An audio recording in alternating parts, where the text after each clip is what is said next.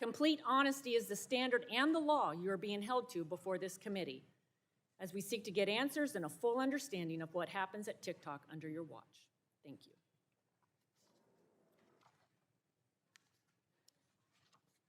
Chair now recognizes the ranking member, Mr. Pallone, for 5 minutes. Thank you, Madam Chair. And let me say that I agree with much of what you just said, and I certainly appreciate your enthusiasm and your commenting on being a mother and concerned about children. And I am glad that we are having this hearing today.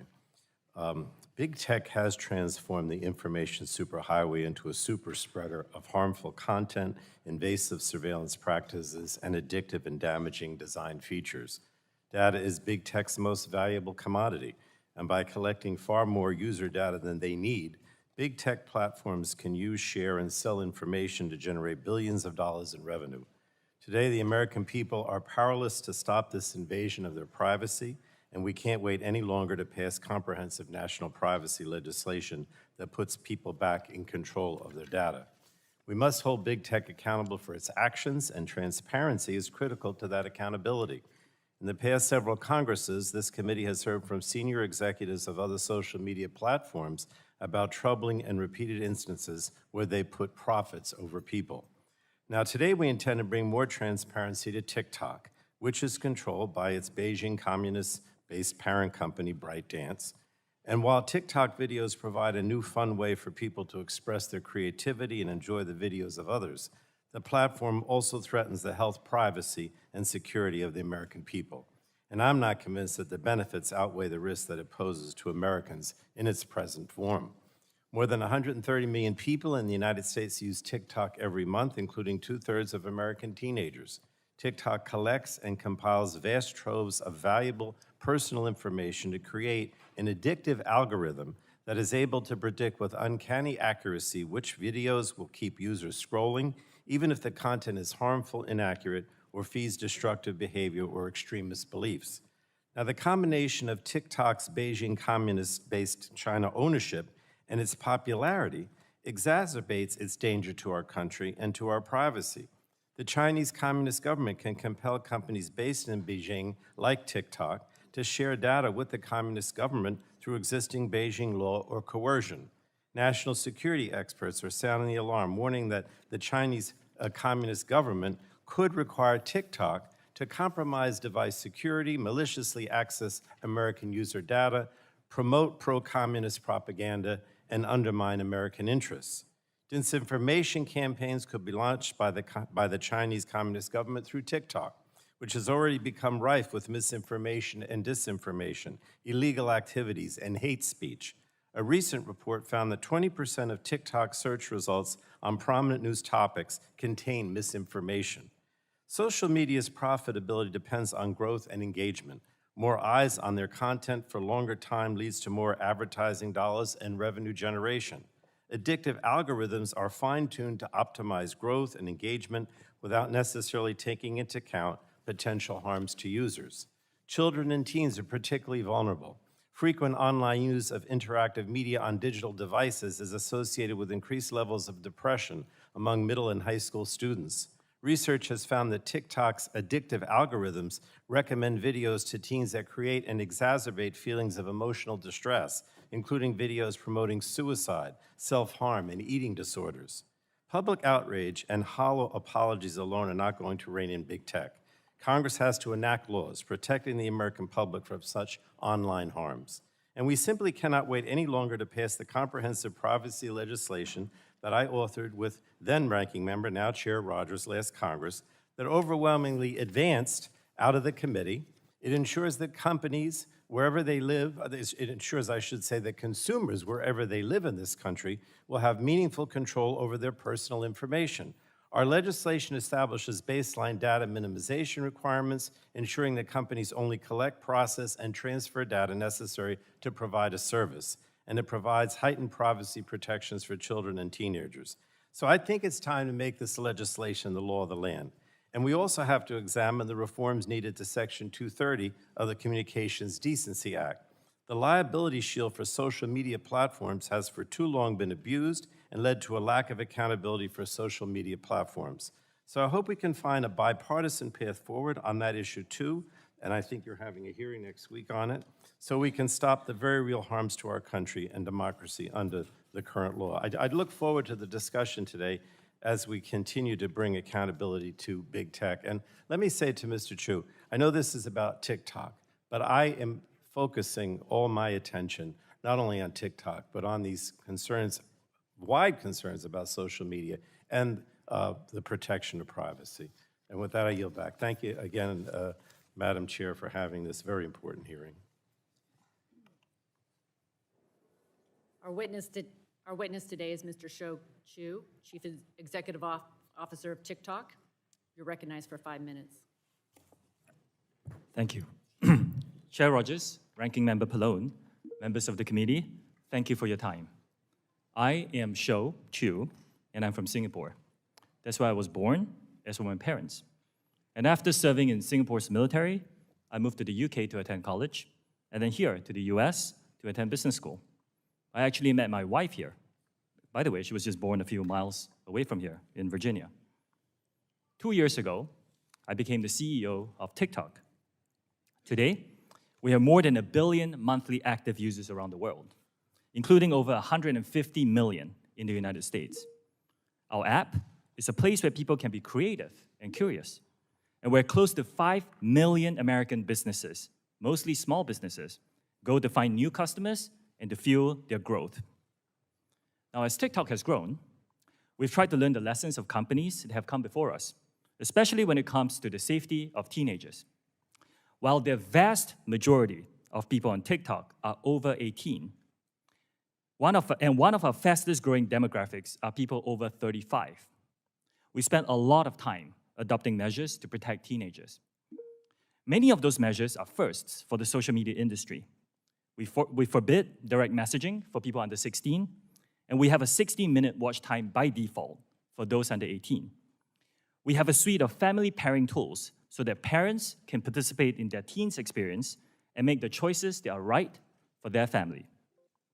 We want TikTok to be a place where teenagers can come to learn, which is why we recently launched a feed that exclusively features educational videos about STEM. STEM videos already have over 116 billion views on TikTok. And I think TikTok is inspiring a new generation to discover a passion for math and science. Now, I would also like to talk about national security concerns that you have raised, that we take very, very seriously. Let me start by addressing a few misconceptions about ByteDance, of which we are a subsidiary. ByteDance is not owned or controlled by the Chinese government. It's a private company. 60% of the company is owned by global institutional investors. 20% is owned by the founder, and 20% owned by employees around the world. ByteDance has 5 board members. 3 of them are American. Now, TikTok itself is not available in mainland China. We're headquartered in Los Angeles and in Singapore, and we have 7,000 employees in the US today. Still, we have heard important concerns about the potential for unwanted foreign access to US data and potential manipulation of the TikTok US ecosystem. Our approach has never been to dismiss or trivialize any of these concerns. We have addressed them with real action. Now, that's what we've been doing for the last 2 years, building what amounts to a firewall that seals off protected US user data from unauthorized foreign access. The bottom line is this: American data stored on American soil by an American company, overseen by American personnel. We call this initiative Project Texas. That's where Oracle is headquartered. Today, US TikTok data is stored by default in Oracle servers. Only vetted personnel operating in a new company called TikTok US Data Security can control access to this data.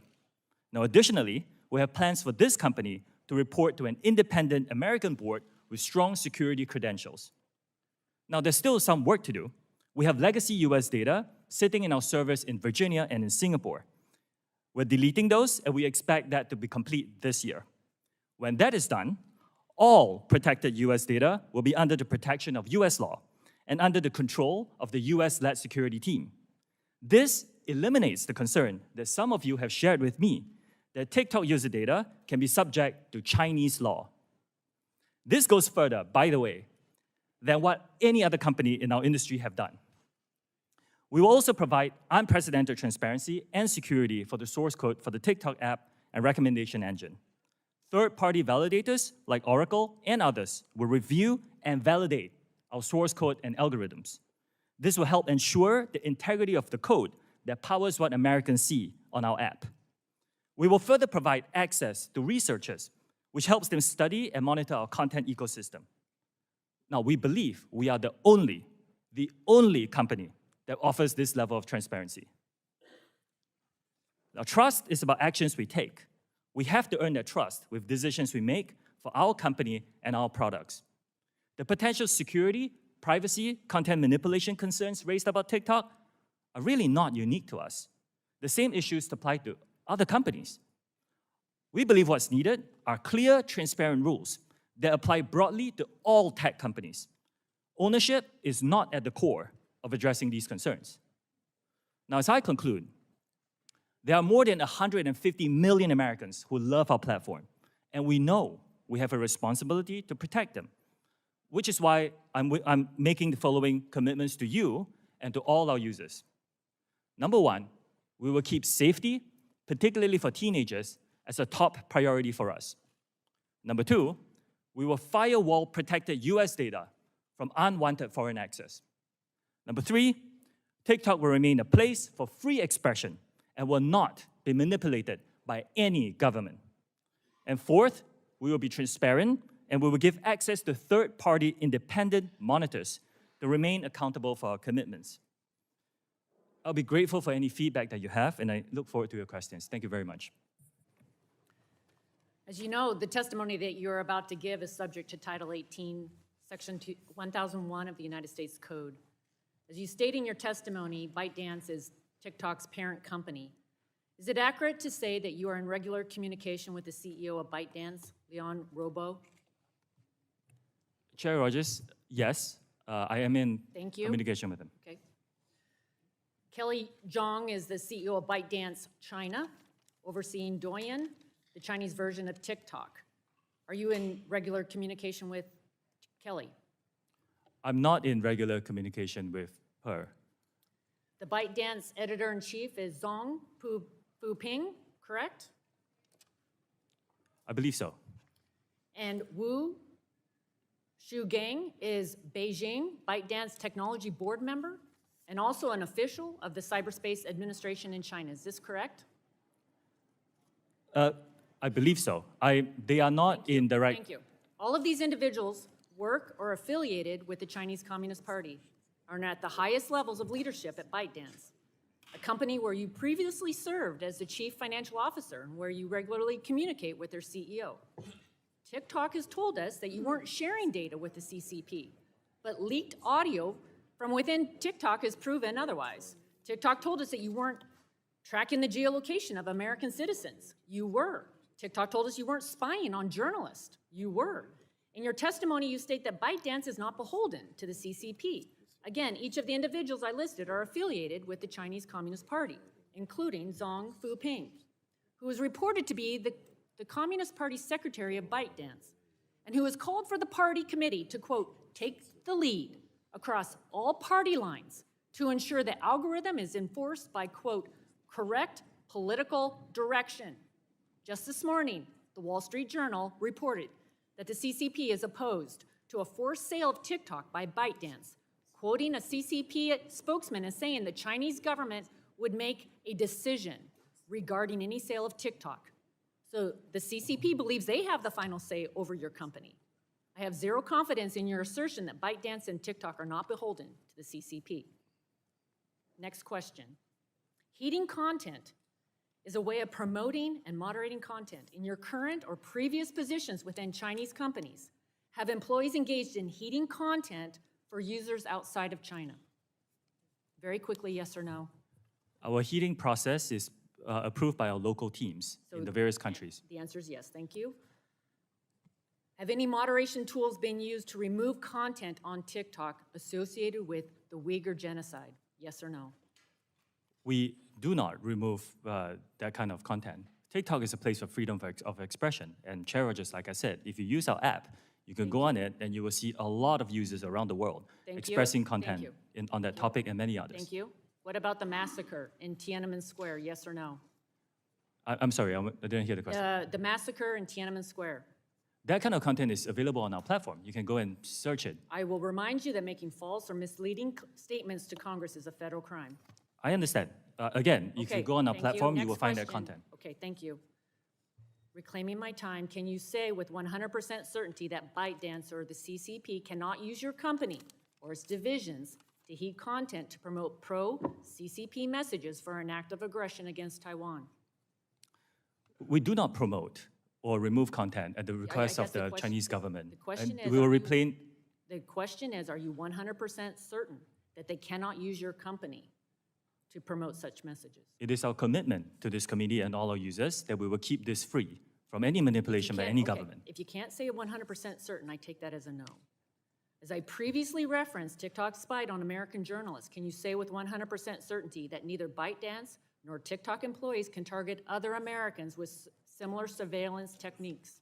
Chair Rogers, I first of all disagree with the characterization that is spying. It was an internal Surveillance? investigation. Yes or no? Can you do surveillance of other Americans? We will protect the US user data and fire it all from all unwanted foreign access. It's a commitment that we've given to the committee. So I guess my question is, I wanted to hear you say with 100% certainty that neither ByteDance nor TikTok employees can target other Americans with similar surveillance techniques as you did with the journalists.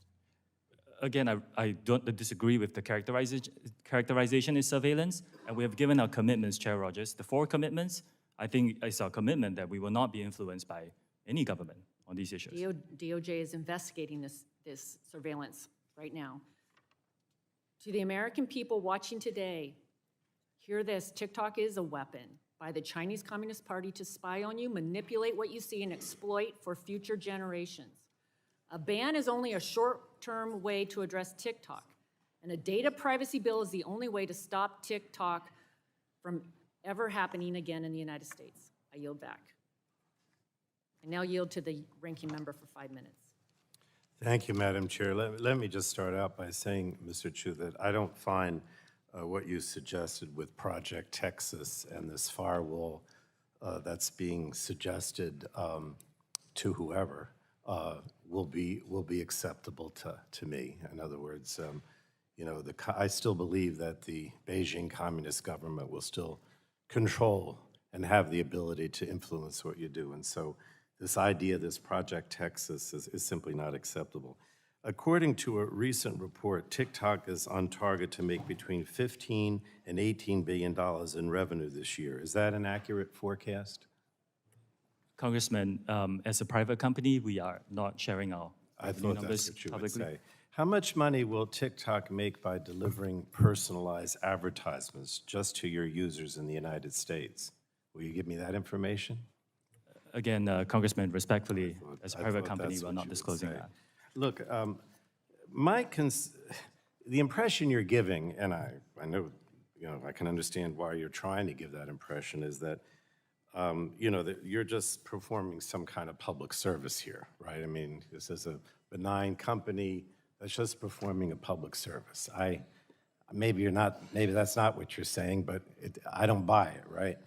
My concern here is primarily about the privacy issue, the fact that TikTok is making all kinds of money by gathering private information about Americans that they don't need for their business purposes, and then they sell it.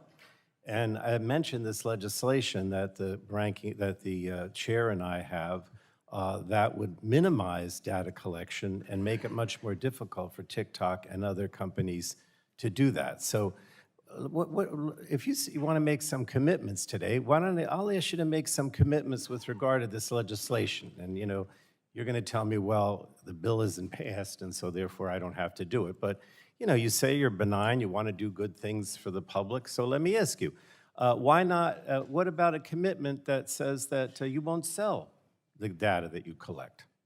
Would you commit to that, not selling the data you collect? Congressman, I believe we don't sell data to any data brokers. You don't sell to anyone. We don't sell data to data brokers. I didn't ask you data brokers. You sell it to anyone. In other words, under our bill, you could only use the data for your own purposes, not to sell it to anyone. Would you commit to not selling your data to anyone? Congressman, I actually am in support of some rules I around didn't ask privacy. you whether rules. I asked you whether the company, TikTok, would commit to not selling its data to anyone and just using it for its own purposes internally.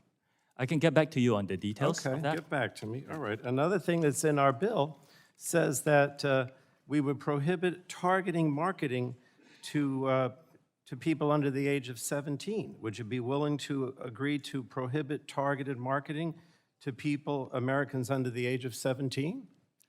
Congressman, we have actually stricter rules for advertisers in terms of what they can show to our So users do you under the age of 18. would you be willing to prohibit targeted marketing to those under 17? That's what's in our bill. I understand that there's some talk and some legislation around this, around the country. Well, for again, studying this. I wanted you to make that commitment without the legislation. Since you say you're a good company, you want to do good things, why not? It's something we can look into and get back to you. Okay, I appreciate that. Okay, we also have in our bill a requirement of heightened protection for sensitive data, particularly location and health data. Would you commit to not gathering or dealing with location or health data unless you get affirmative consent from the consumer? In other words, under our bill, those are categorized as sensitive, and unless the person specifically says, I want you to collect that data, you wouldn't be able to, location and health data. Would you commit to that? Congressman, in principle, I support that. Which, by the way, we do not collect precise GPS data at this point, and I do not believe we collect any health data. All right, so would you be willing to make that commitment that from now on you won't collect location and health data without, you're saying at all? Is that Congressman, a commitment? this is data that's frequently collected by many other companies in our industry. I know other companies do it. I don't think they should without affirmative consent. You said you want to be a good actor, so why not make that commitment to me today? We're committed to be very transparent with our users about what we collect. I don't believe what we collect is more than most You see, players my in the problem industry. here is you're trying to give the impression that you're going to move away from Beijing and the Communist Party. You're trying to give the impression that you're a good actor. But the commitments that we would seek to achieve those goals are not being made today. They're just not being made. You're going to continue to gather data. You're going to continue to sell data. You're going to continue to do all these things and continue to be under the aegis of the Communist Party through your organization that owns you. So, in any case, thank you, Madam Chair. Gentleman yields back. Chair now recognizes the gentleman from Texas, Mr. Burgess, for 5 minutes. I thank the chair. Thank you, Mr. Chew, for joining us today. I think we've heard you say multiple times that TikTok is not a Chinese company, that ByteDance is not a Chinese company. But according to an article in today's Wall Street Journal, quoting here, China's Commerce Ministry said Thursday that a sale or divestiture of TikTok will involve exporting technology that has to be approved by the Chinese government. Continuing to quote, the reported efforts by the Biden administration would severely undermine global investors' confidence in the U.S., said Shou Zi Chew, a ministry spokeswoman. Continuing to quote, if that is true, China will firmly oppose it, she said, referring to the forced sale. So despite your assertions to the contrary, China certainly thinks it is in control of TikTok and its software. Is that not correct? Congressman, TikTok is not available in mainland China. And today we're headquartered in Los Angeles and Singapore. But I'm not saying that the founders of ByteDance are not Chinese, nor am I saying that we don't make use of Chinese employees, just like many other companies around the world. We do use their expertise on some engineering projects. But according to their ministry spokeswoman, it would be a divestiture of exporting technology from China. So they, again, China thinks they own it, even though you do not. Madam Chair, I'd just like to ask unanimous consent to put today's Wall Street Journal Without objection, so ordered. into the record. Mr. Chew, I wouldn't ask you to discuss any privileged attorney-client materials, but did anyone aside from your lawyers assist you in preparation for today's hearing? I prepared for this hearing with my team here in DC. Did anyone at ByteDance directly provide input, help, or instruction for your testimony today? Congressman, this is a very high-profile hearing. My phone is full of well wishes. There's, but I prepared for this hearing with my team here in DC.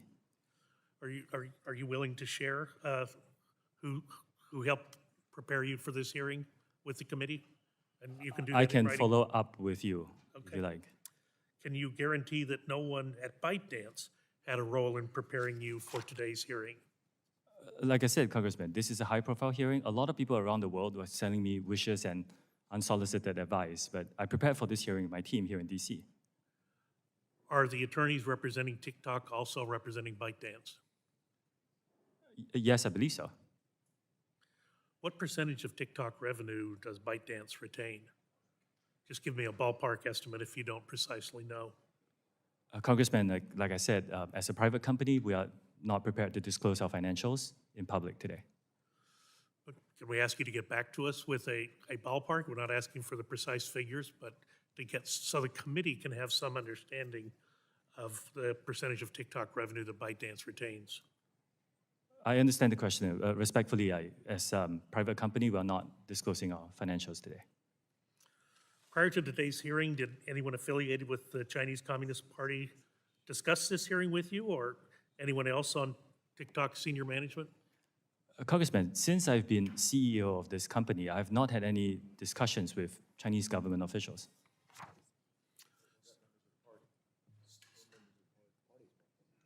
So but what about the Chinese Communist Party itself?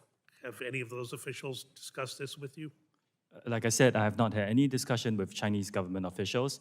I don't know the political affiliation of everybody I speak to, so I can't verify the statement. Let me ask you a question in a different direction. A few weeks ago, this committee had a field hearing down in McAllen, Texas, and it was on the issue of fentanyl and illegal immigration. And one of our witnesses, Brandon Judd, a 25-year veteran Border Patrol agent, said that all social media platforms play a role in illegal immigration. That's one of the ways cartels advertise their services throughout the world and convince people to put themselves in their hands and come to the United States. The cartels all use social media platforms. Are you aware of this phenomenon? Any content that promotes human abuse is violative of our community guidelines, which dictates what is allowed and not allowed on our platform. We proactively identify and remove them from our platform. Well, it would be very helpful if you would share with the committee examples of how you have removed people, because what we heard at the hearing was that TikTok was one of the platforms that recruits adolescents in the United States to help with transporting people who are in the country, who've been trafficked into the country, as well as contraband substances. Would you help us with that, understanding who you have removed from your platform? Congressman, I'll be delighted to check with my team and get back to yours and be collaborative. Thank you. I'll yield back. Gentleman's time has expired. Chair recognizes the lady from California, Ms. Eshu, for 5 minutes. Thank you, Madam Chairwoman. Mr. Chew, thank you for being here today. As members of Congress, our very first and top responsibility is to protect and defend. Protect and defend our Constitution and the national security of our country.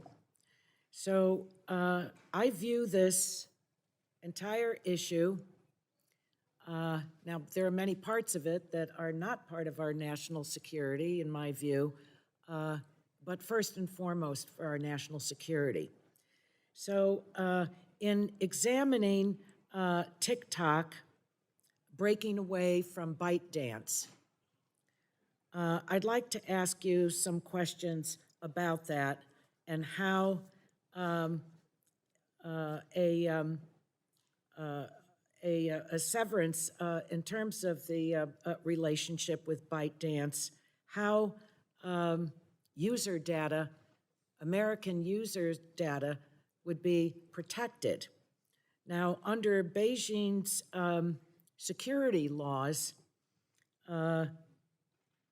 Article 7 compels companies to provide data. Article 10 makes the reach of the law extraterritorial. Now, this is very clear. I don't need to read all of it into the record, but those are the laws of the PRC. How does ByteDance, how does TikTok, rather, how do you convince the Congress of the United States that there can be a clean break?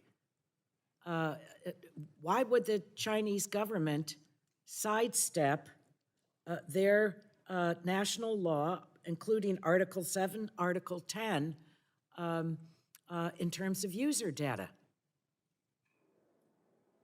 Congressman, thank you for the question. I'm glad you asked this. As I said in the opening statement, our plan is to move American data to be stored on American soil by the American company. I understand that, but you're sidestepping, or I haven't read anything in terms of TikTok, how you can actually say, and you spoke in your opening statement about a firewall relative to the data, but the Chinese government has that data. How can you promise that that will move into the United States of America and be protected here? Congresswoman, I have seen no evidence that the Chinese government has access to that data. They have never asked us. We have not provided. Well, you know what? I find that actually preposterous. I have looked I in, I have really seen no evidence of this happening. And in order to assure everybody here and all our users, our commitment is to move the data into the United States to be stored on American soil by an American company, overseen by American personnel.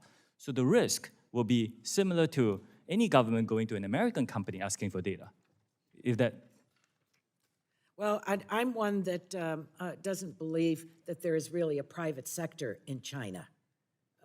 And when you look at their national law and what specifically these two articles, Article 7 and Article 10, are very clear.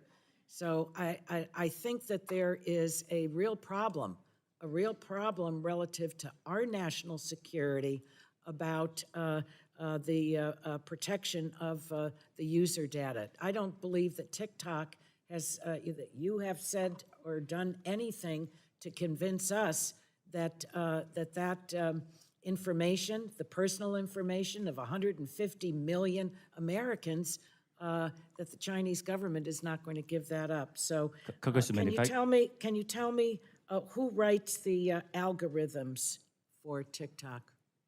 Today, the algorithm that powers the US user experience is running in the Oracle Cloud infrastructure. Yes, you know, initially there were parts of the source code, especially at the infrastructure layer, that doesn't touch the user experience. Now that's a collaborative global effort, including built by engineers in China, just like many other companies, by the way. The phone you use, the car you drive is a global collaborative effort. Now, but today, the business sites and the main parts of the code for TikTok is written by TikTok employees. And Congresswoman, what we are offering is third-party monitoring of our source code. I am not aware of any company, American companies or otherwise, that has actually done that. Because we are saying we want to give you transparency and rely on third parties to make sure that we get all the comfort that we need about the experience. Well, my time is up and I yield back. Thank you. Lady yields back. Pleased to yield to the gentleman from Ohio, Mr. Latta, for 5 minutes. Well, thank you, Madam Chair.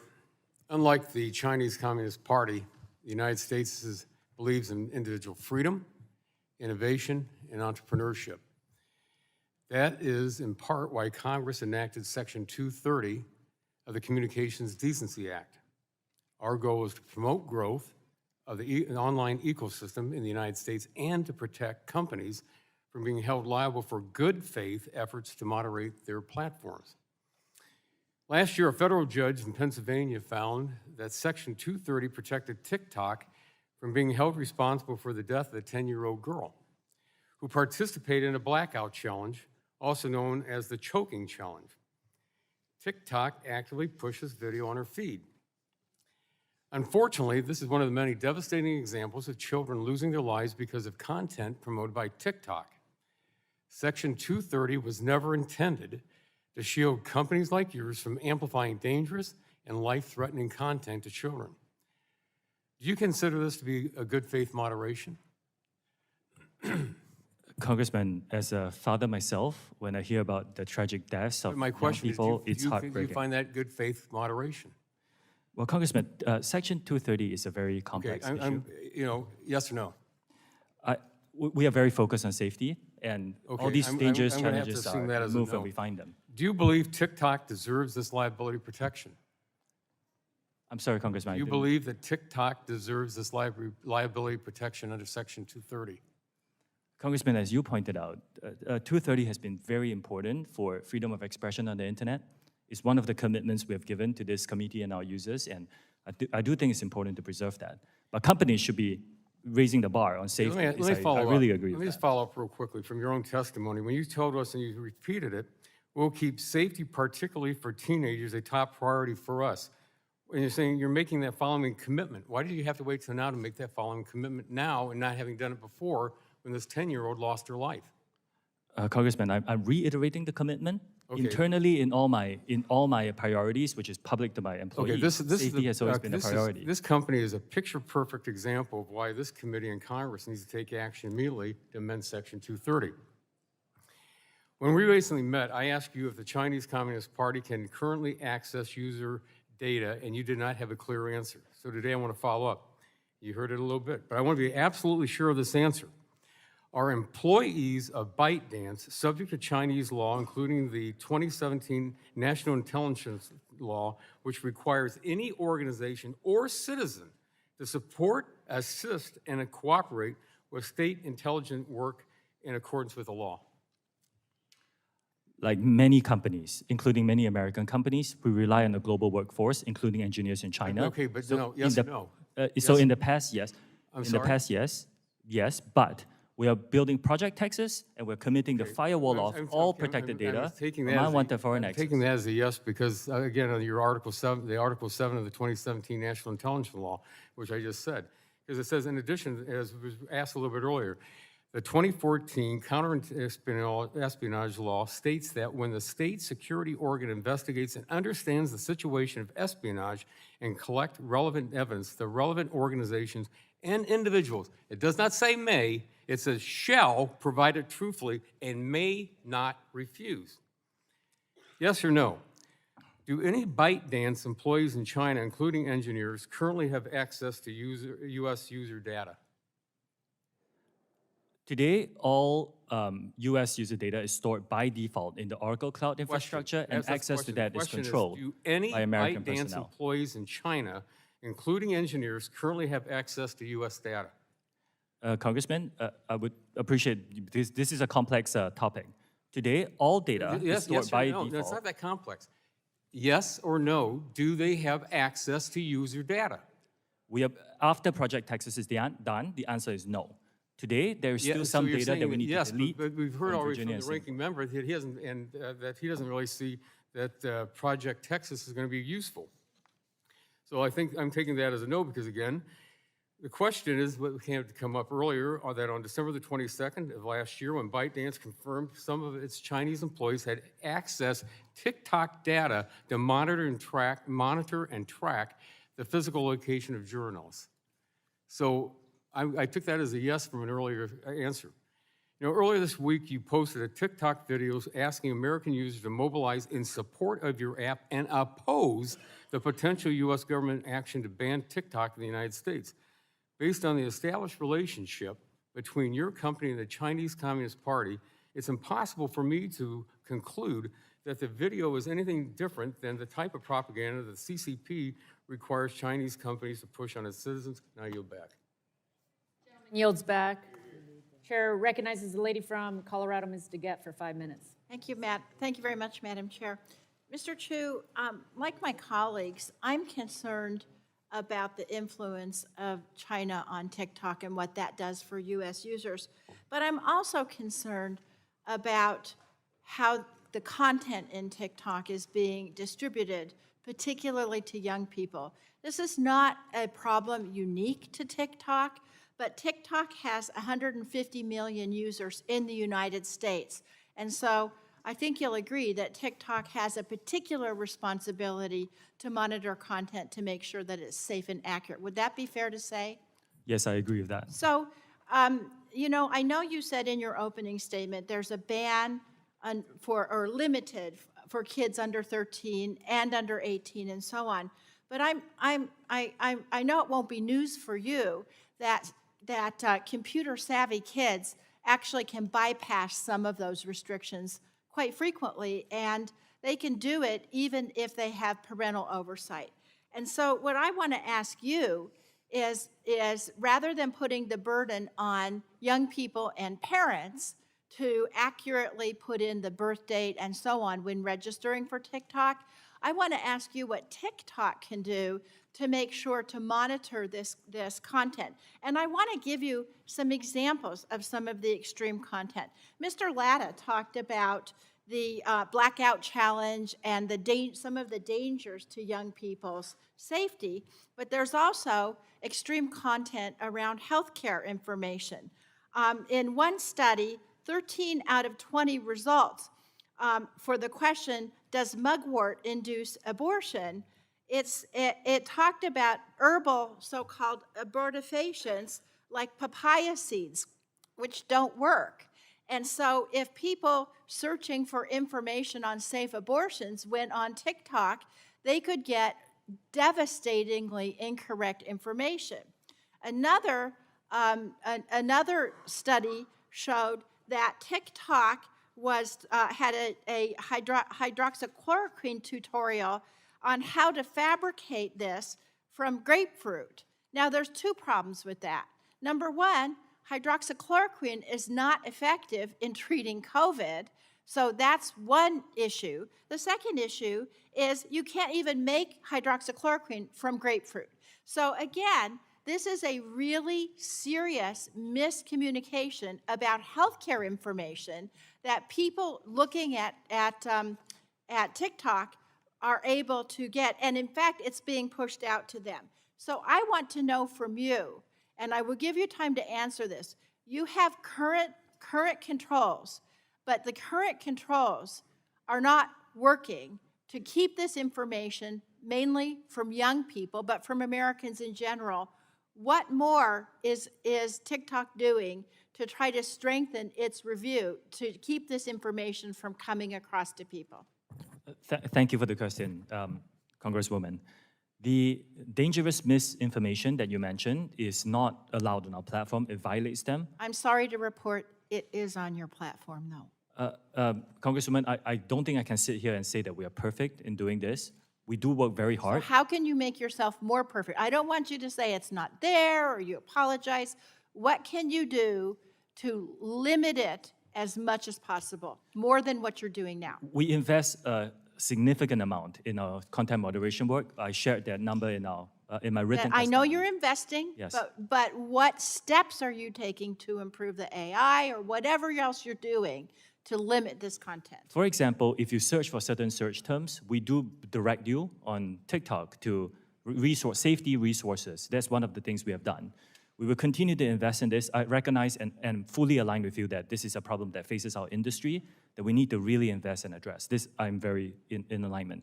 The vast majority of our users come to our platform for entertaining, safe content, but there are people who do spout some dangerous misinformation, and we need to take that very seriously, invest in it, proactively identify it, and remove it from our platform. Okay, I'm going to stop you right now.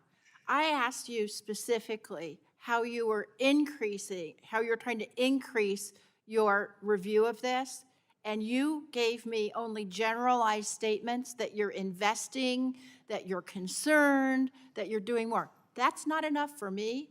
That's not enough for the parents of America. I'm going to ask you to supplement your testimony and have your experts tell me what you're doing to make this a higher level of scrutiny, not just pablum at a hearing. Thank you. I yield back. Thank you. Lady yields back. Chair recognizes the gentleman from North Carolina, Mr. Hudson, for 5 minutes.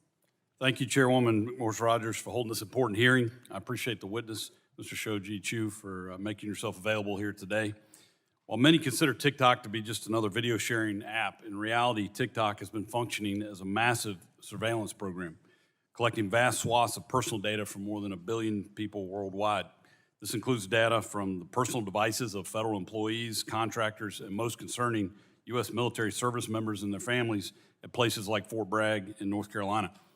As Fort Bragg's congressman, I have serious concerns about the opportunities TikTok gives the Chinese Communist Party to access the non-public sensitive data of our men and women in uniform. This personal data and location information can be harvested and could be used for blackmail, to conduct espionage, and to possibly even reveal troop movements. While the Department of Defense and most agencies have banned TikTok on government-issued devices, I believe more needs to be done at the command level to urge troops and their dependents to erase the app from the personal devices and keep them off home Wi-Fi. Having an app banned on a device in one pocket but downloaded on your device in the other doesn't make a whole lot of sense to me. I believe Congress and DoD should address the continued use of TikTok on military installations as well as any use that depicts U.S. military operations. Mr. Chew, does TikTok access the home Wi-Fi network? Only if the user turns on the Wi-Fi. I'm sorry, I may not understand the. So if I have Question. TikTok app on my phone and my phone is on my home Wi-Fi network, does TikTok access that network? It will have to access the network to get connections to the internet, if that's the question. Is it possible then that it could access other devices on that home Wi-Fi network? Congressman, we do not do anything that is beyond any industry norms. I believe the answer to your question is no. It could be technical. Let me get back to you. Okay, I'd appreciate it if you could answer that. I'd like to change directions real quick. Do you receive personal employment, salary, compensation, or benefits from ByteDance?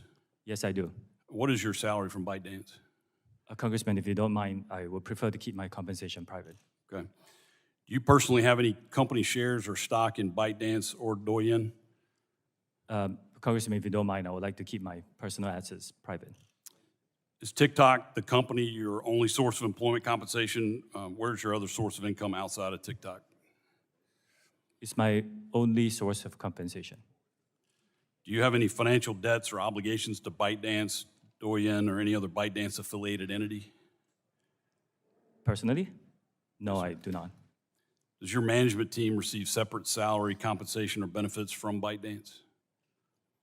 We receive salaries from the entities that we are employed in, but we do share in the employee stock option plan that is available from the ByteDance top company. So your primary salary comes from TikTok, but you have other compensation that comes directly from ByteDance?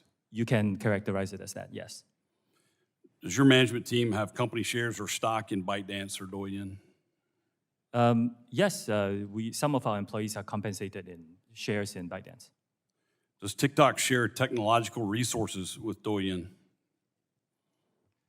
Are the two technology systems or IT systems interconnected in any way? There are, as with many companies, some shared resources on some services, but it doesn't include anything that involves US user data, Congressman, is in Project Texas, as we talked about, stored by default in American soil by an American company. But currently there is shared technology or interconnected IT systems. Congressman, with respect, I have to get back to you. This could be a very broad question. Like, for example, we could all be using Microsoft Windows.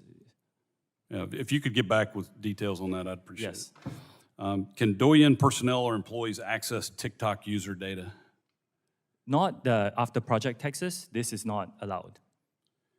Are there employees who are employed by both Douyin and TikTok? I do not believe so.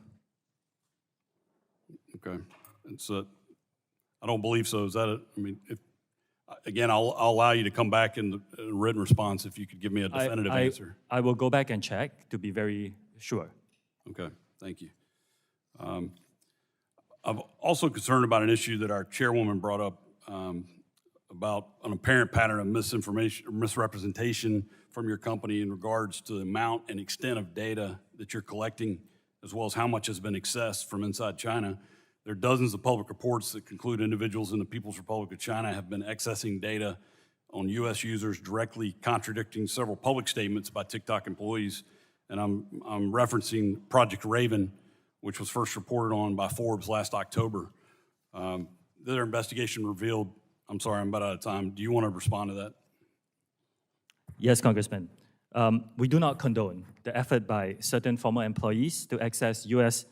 TikTok user data in an attempt to identify the source of leaked confidential information. We condemned these actions. After learning about them, we found a highly reputable law firm that thoroughly investigated the incident. We took swift disciplinary action against employees who were found to be involved and are implementing measures to make sure this doesn't happen again. We have made this team available to you. I think they have briefed many of you in this committee very extensively, and I will continue to make them very available to you as part of our transparent commitment. Thank you. My time's expired. I yield back. Gentleman yields back. Chair recognizes the lady from Illinois, Ms. Shurkowski, for 5 minutes. Thank you. So today, in the Wall Street Journal, they said, today,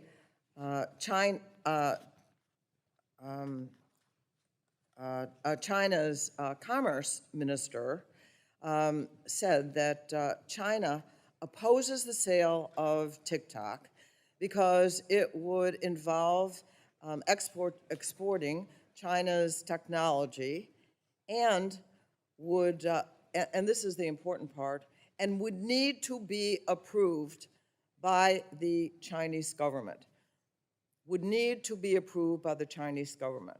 So all of what you've been saying about the distance between TikTok and China has been said to be not true in the paper today, and I would like to see what you have to say in response. Congresswoman, I do disagree with that characterization. I think we have designed Project Texas to protect U.S. user interests and to move forward here in the U.S. Again, it's the protections of storing American data on American soil by an American company looked after by American personnel. And I do not think that our commitments to this committee and all our users is impacted by any event that you mentioned. Now, the whole discussion on this, the resolution of this is an ongoing and developing event. So we will continue to pay attention to this, and we'll get back to you when we have more specifics. So But my commitments stand. Yeah. Okay, so if it's an ongoing debate, apparently with China, so it's hard to say with any certainty that China would not have any influence. But let me ask another question. Last fall, along with Gus Bilirakis, who were chair and co-chair of the subcommittee together, were told that TikTok had surveilled, was involved in surveillance of users, very personal information. And you might say, well, not more than other companies, and I agree with Ranking Member Pallone that I really don't want to go by that standard particularly, but that TikTok's in-app browser surveilled everything from Americans, including passwords and credit card numbers, et cetera. So I just want to ask you if TikTok did track and collect this sensitive data that Americans don't want to have disclosed. Congressman, thank you. I'm glad you asked this question because, like you pointed out, we actually do not believe we collect more data than any other social media company out there. A lot of these reports, and we can talk about which specific one you're talking about, a lot of them are not that accurate. Some of them we have actually gotten in touch with the authors to help them understand the data that we're collecting. A lot of it is speculation. This is something they could do. But if you look at the subtext, this is something that every company could do. I'm running out of time. Let me just say that if TikTok chose not to take this sensitive information that you don't need for a transaction and support our comprehensive privacy bill, that would be very helpful. The other thing I wanted to ask, so really this is a yes or no, that does TikTok share user information from companies, from parent companies, from affiliated, or send user information to overseas? In the past, yes, for interoperability purposes, now after Project Texas, all protected US data will be stored here with the access controlled by a special team of US personnel. Again, Congresswoman, this is something that, as far as I understand, no other company, including American companies, are willing to go. So maybe this is something that we can ask the industry to provide, not just us, to protect In the US user case of interests. sharing information, I do want to quote from employees that you had, and here's the quote, "Everything is seen in China," is really what they said. People who were in touch with the sensitive data were saying that. How do you respond to that? I disagree with that statement. Well, I know you disagree with that statement, but my point is, how does that happen that employees of the company are saying that, in fact, that's not true? I cannot speak to, I don't know who this person is, so I cannot speak to what the person has or has not said.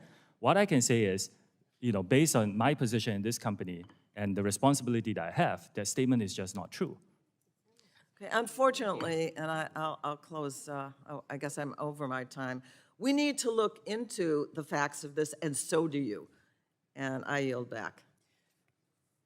Gentlelady yields back. Chair recognizes the lady from Florida, Ms. Kamek, for 5 minutes.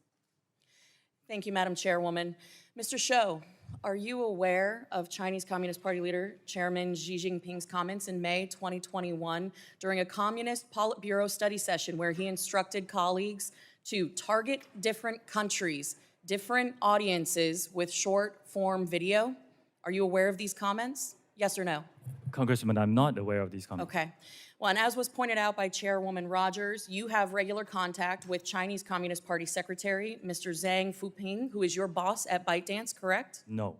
No. No, he's Interesting. neither my boss, nor do we have frequent contact. But you have regular contact with ByteDance, With the CEO of ByteDance. who is, Mr. Zhang Fuping is the He's not. editor-in-chief. He's not the My CEO. colleague, Representative Burgess, a few minutes ago exposed that TikTok and ByteDance share legal teams. You confirmed this, correct?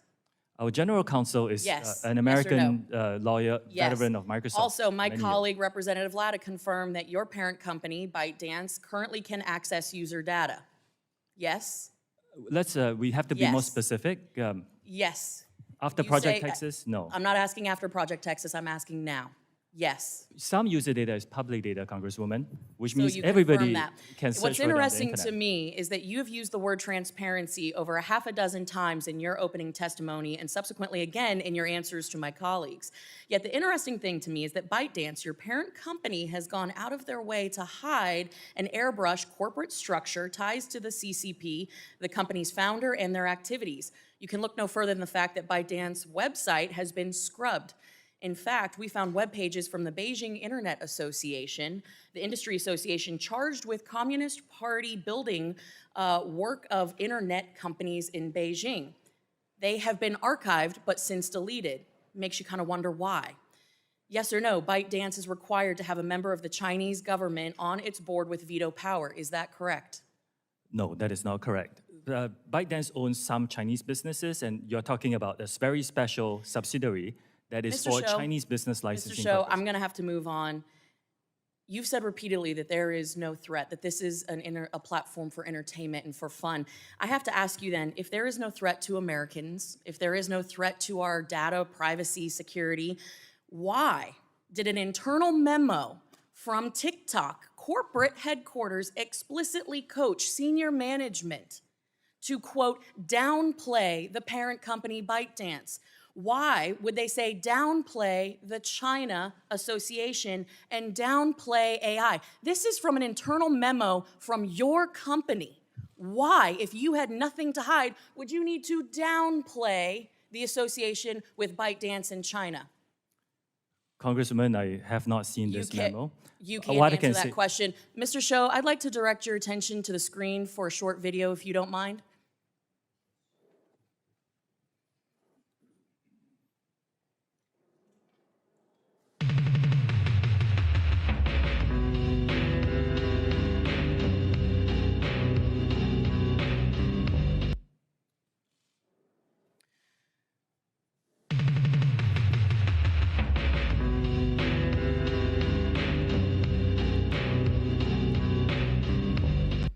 Mr. Shou, that video was posted 41 days ago. As you can see, it is captioned me as F at the House Energy and Commerce Committee on March 23rd of this year. This video was posted before this hearing was publicly noticed.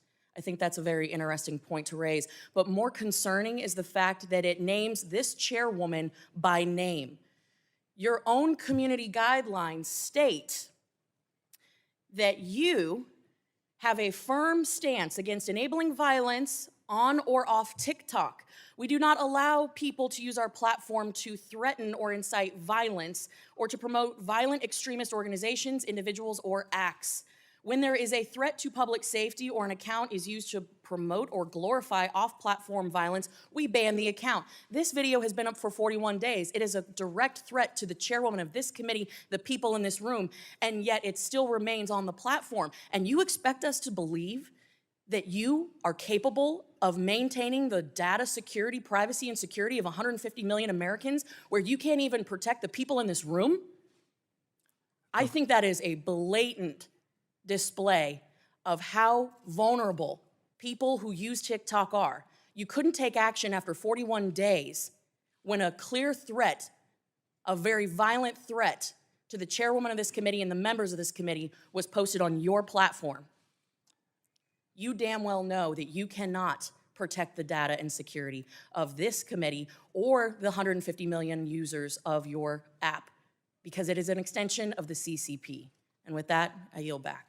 Can I respond, Chair? No, we're going to move on. Gentlelady yields back. Chairman recognizes the lady from California, Ms. Matsui, for 5 minutes. Thank you very much, Madam Chair. And I'm really glad that we're having this very important hearing here today. And let me just say, make no mistake, the Chinese government represents a real and immediate threat. Look no further than even the vulnerable gear still in our telecom networks that needs to be ripped and replaced. But we can't lose sight of the important internet governance issues TikTok and other social media companies represent. I'm especially committed to demanding transparency from large platforms about the algorithms that shape our online interactions, especially for teenagers and young users. And that's why I introduced the Algorithmic Justice and Online Platform Transparency Act to bring greater visibility into this ecosystem. My bill would prohibit algorithms that discriminate on the basis of race, age, gender, ability, and other protected characteristics. It also would establish a safety and effectiveness standard for algorithms while requiring new forms of oversight. Now, this bill would require online platforms to publish annual public reports detailing their content moderation practices, which I believe should be a baseline requirement to enable meaningful oversight and consumer choice. Mr. Chew, just yes or no, do you believe a requirement for annual content moderation practices for social media platforms would be beneficial? Yes or no? Yes. This transparency bill would also require online platforms to maintain detailed records describing their algorithmic process for review by the Federal Trade Commission in compliance with key privacy and data identification standards. Mr. Chew, does TikTok currently maintain records describing their algorithmic processes? Yes or no? Congressman, I will need to check and get back to you on what kind of specific records you are talking about. I wait for that. Over the past few years, alarming information brought to light by whistleblowers have shown that social media companies are intimately aware of the effect their products have on young women, political extremism, and more. Despite this, they withheld those studies or declined to investigate further. In either case, it shows a pattern evasive or negligent behavior that I find concerning in the extreme. Mr. Chew, does TikTok conduct its own studies on the effect of its algorithms and content distribution models on mental health or safety? And if so, how and when are those findings made public? And if not, do you believe they are necessary? Congresswoman, we rely on external third parties and fund their research to help us understand some of these issues. For example, we worked with the Digital Wellness Lab at the Boston Children's Hospital to understand the 60-minute time limit that we put for all our under 18 users. And we are supportive of legislation that provides more funding for research, like, for example, for the NIH. Okay. TikTok tailors its recommended content based on user activity to encourage people to spend more time on the app. While this practice is by no means unique to TikTok, given the prevalence of young users and the digestible nature of short-form video, I'm concerned about the app's tendency to exacerbate existing mental health challenges. Mr. Chew, does TikTok have different policies for amplifying content that would be related to depression or dieting versus content like gardening and sports? If yes, describe these policy differences. If no, why not? Congresswoman, thank you for that. This is a great question. The answer is yes. We are trying out some policies together with experts to understand certain contents that are not inherently harmful, like extreme fitness, for example, but shouldn't be seen too much. And these are models that we're building, and we are trying to understand, together with experts, how to best implement them across our platform, particularly for younger users, Okay, under so 18. Yeah. in cases where users have been engaging with potentially harmful content, I believe it's imperative that the app takes steps to moderate that behavior rather than continuing to promote it. I mean, in a sense, be I very apologize. intentional about that. I wasn't clear. First, anything that is violative and harmful, we remove. What I meant to say were content that is not inherently harmful. Like some of the extreme fitness videos about people running 100 miles. It's not inherently harmful, but if we show them too much, the experts are telling us that we should disperse them more and make sure that they're not seen too regularly, So especially by younger you're very users. intentional about that then? It's something that you'll We are working on it, moderate. yes. Yeah. You're working on it? Yes. Okay. I yield back. Gentle lady yields back. Chair recognizes the gentleman from Florida, Mr. Bill Rockus, for 5 minutes. Thank you, Madam Chair. I appreciate it very much. Thanks for holding this hearing. Mr. Chew, your algorithms have prioritized providing harmful content directly to children, like self-harm challenges and even suicide. Just 3 days ago, Italy opened an investigation into the TikTok over user safety concerns after the so-called French scar challenge went viral on your platform. I know you know about the blackout challenge, which others may know as the choking challenge that encourages children to bring them to the point of unconsciousness or in some cases, tragically, death. If that isn't enough, I want to share the story of Chase Naska, a 16-year-old boy from New York who tragically ended his life a year ago by stepping in front of a train. I want to thank his parents. Again, they are here. I want to thank his parents for being here today and allowing us to show this. Mr. Chew, your company destroyed their lives. Your company destroyed their lives. I admire their courage to be here and share Chase's story in the hopes that it will prevent this from happening to other families. The content in Chase's For You page was not a window to discovery, as you boldly claimed in your testimony. It wasn't content from a creator that you invited to roam the hill today, or STEM education content that children in China see. Instead, his For You page was sadly a window to discover suicide. It is unacceptable, sir, that even after knowing all these dangers, you still claim TikTok is something grand to behold. I want you to see what Chase would see. And I think if you want, again, would you share this content with your children, with your 2 children? Would you want them to see this? And again, I want to warn everyone watching that you may find this content disturbing, but we need to watch this, please. Flare tip. You gotta kill yourself. Oh, word?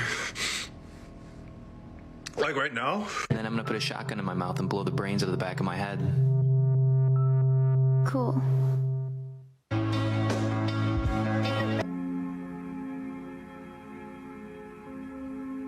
This is a cute story. My brother, who is addicted to painkillers, blew his head off on the State Street Bridge. Bam! Now hold on, it gets better. No letter, no goodbye, nothing. Got a question. If I died, would you miss me? Mr. Chew, please. Your technology is literally leading to death. Mr. Chew, yes or no? Do you have full responsibility for your algorithms used by TikTok to prioritize content to its users? Yes or no, please? Congressman, I'll just like to, if respectfully, if you don't mind, I would just like to start by saying it's devastating to hear about the news of, Yes. as a father myself, this is Sir, tragic. yes or no? I'll repeat the question. Do you have full responsibility over the algorithms used by TikTok to prioritize content to its users? Yes or no, please? Congressman, we do take these issues very seriously. Yes or no? And we do provide resources for anyone who types in anything that Sir, that is suicide yes or related. no? I see you're not willing to answer the question or take any responsibility for your parents' companies, the technology, and the harms it creates. It's just very, very sad, very sad. It's very sad. This is why Congress needs to enact a comprehensive privacy and data security law to give Americans more control over their information and to protect our children. We must save our children from big tech companies like yours who continue to abuse and manipulate them for your own gain. And I'll yield back, Madam Chair. Gentleman yields back. Chair recognizes the lady from Florida, Ms. Castor, for 5 minutes. Well, thank you, Madam Chair. Colleagues, it is urgent that the Congress pass an online data privacy law that protects the personal privacy of Americans online, and particularly our kids.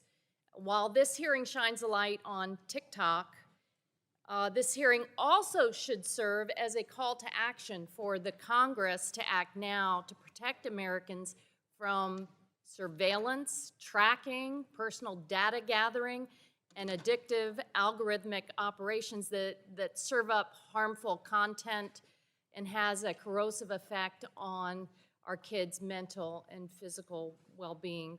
For many years, I've sounded the alarm in this committee of how big tech platforms like TikTok and Facebook and Instagram incessantly surveil, track, gather personal private information, and use it along with data brokers to target and influence our behavior. This is a much broader issue than TikTok in China. There are other malign actors across the world who gather data to use it as an element of social control and influence peddling and worse. And as I detailed in this committee last year when we passed our online privacy law, the harms to children are very serious and demand swift action. Big tech platforms profit immensely from keeping children addicted. They do not care about the privacy, safety, and health of our kids. They are the modern-day tobacco and cigarette companies that for so long resisted and misled Congress. And it took action by the Congress to actually protect our kids and to outlaw smoking by young people. In early 2020, based upon the growing body of evidence to harm to kids online, I introduced the Kids Privacy Act and the KIDS Act. And I want to thank all of the researchers, the young people, the parents, the Surgeon General of the United States who have explained the correlation between social media usage and body dissatisfaction disordered eating habits, anxiety, depression, self-injury, suicide ideation, and cyberbullying. Heck, Frances Haugen, the Facebook whistleblower, was right here and testified to us that Facebook and Instagram conducted research on this topic. They knew and understood the harms, but they continued to elevate profits over the well-being of children. And TikTok does the same. Last Congress, when we passed the ADPPA, the committee incorporated many of these important child online privacy and safety provisions from my bills, but we can make the 118th Congress's version of this bill, of this new law, even more protective of children, and I look forward to working with the chair and the ranking member to make that happen. Mr. Chew, TikTok has incredible sway over children in the U.S., but you don't have a very good track record. In 2019, TikTok was hit with the largest civil penalty by the Federal Trade Commission in a children's privacy case. 4 years later, TikTok still has not taken sufficient action to fix the problems. I assume because child users are incredibly profitable to your bottom line. So answer me this. TikTok allows advertisers to specifically target advertising to children aged 13 to 17, correct? Congresswoman, I do want to disagree Yes with or the no? statement that child Yes. abuses are not allowed on our Just platform yes at all. or It's no? deplorable Do you target- conduct do you and it's not target- allowed on our do you platform. target advertising to young people aged 13 to 17?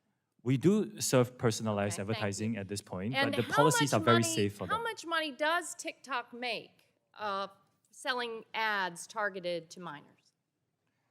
Congresswoman, can I clarify minors in what age? From, just say, age 13 to 17. For the teenage population, I want to clarify that we do have a under 13 experience and zero advertising on that platform. For And those Well, that's a whole other topic. between 13 and 17, if you don't mind, I'll check into my team and get back to you on those answers. You know, TikTok could be designed to minimize the harm to kids, but a decision was made to aggressively addict kids in the name of profits. And it's our responsibility, members, to act swiftly to address this. This has gone on for too long. We've dilly-dallied too much. This committee, thankfully, we've taken responsibility and acted, but we have an enormous responsibility to act swiftly and get this bill to the floor of the House and passed into law as soon as possible. Thank you. I yield back my time. Gentlelady yields back. Chair recognizes the gentleman from Ohio, Mr. Johnson, for 5 minutes. Thank you, Madam Chair. Mr. Chew, I'm an information technology professional, been doing it for the most of my life. You've been evasive in many of your answers. I'm going to talk to you in some language that maybe you'll better understand, ones and zeros, okay? Let's talk about the Citizen Lab report. This is something your team frequently mentions in hearings as a way to exonerate yourself. For example, in the limitations section, it reads, we could not examine every source code component and test in the apps in every circumstance, which means our methods could not find every security issue, privacy violation, and censorship event. So it's an incomplete assessment. The report notes that TikTok's data collection using third-party trackers was in apparent conflict with the GDPR and that multiple themes were censored by TikTok.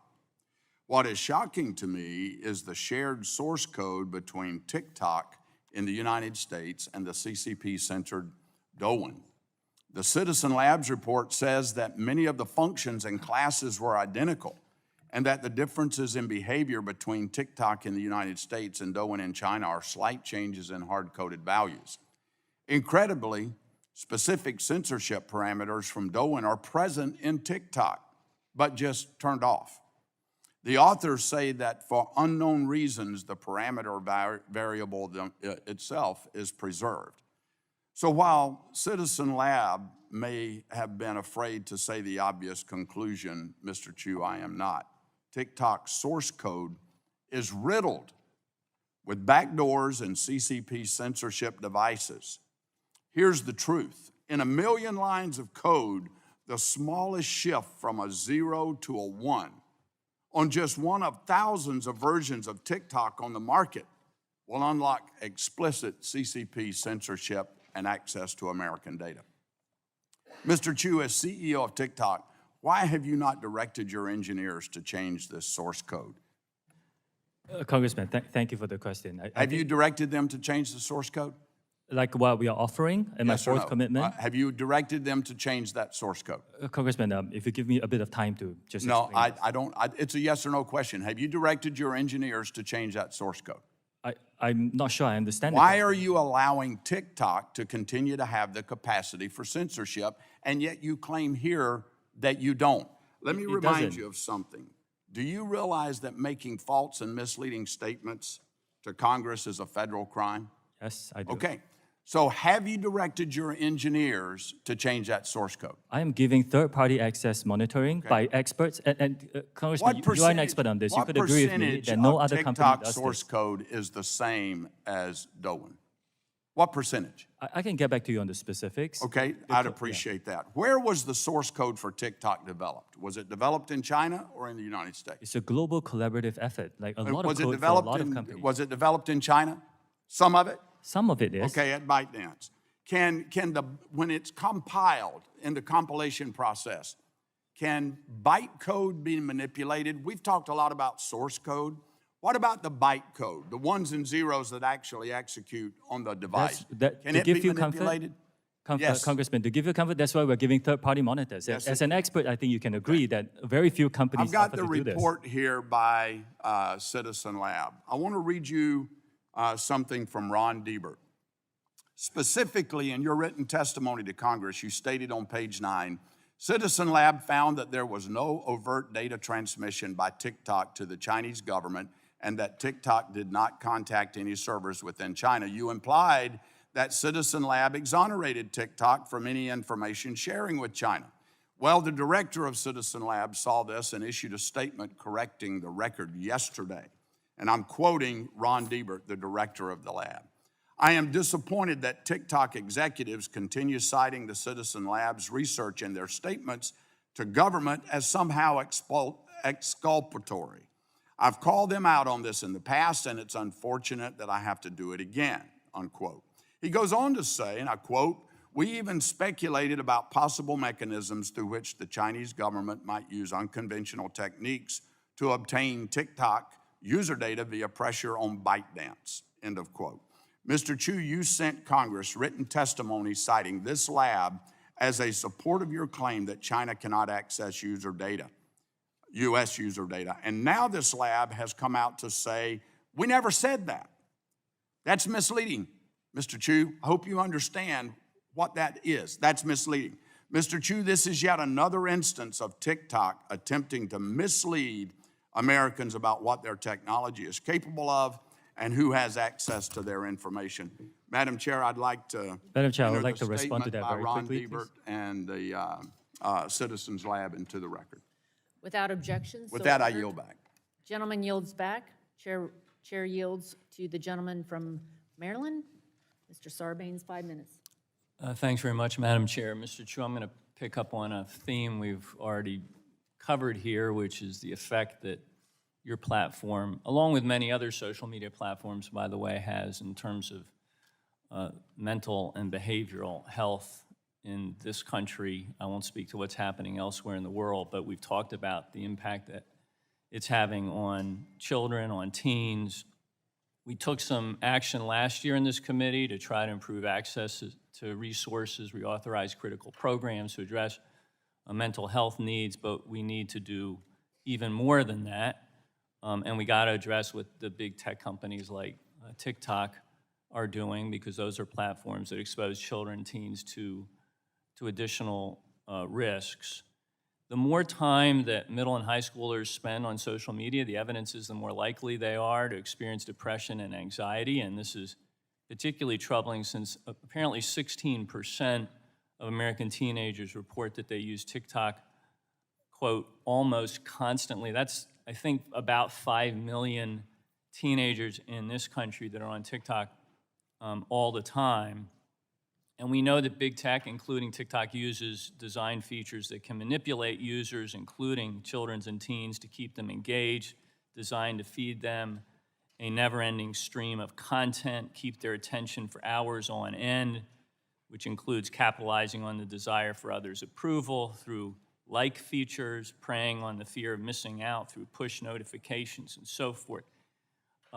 Again, you're part of an industry that's set up to do this. You, in some sense, don't appear to be able to help yourselves in reaching out and finding that new user and then holding on to them.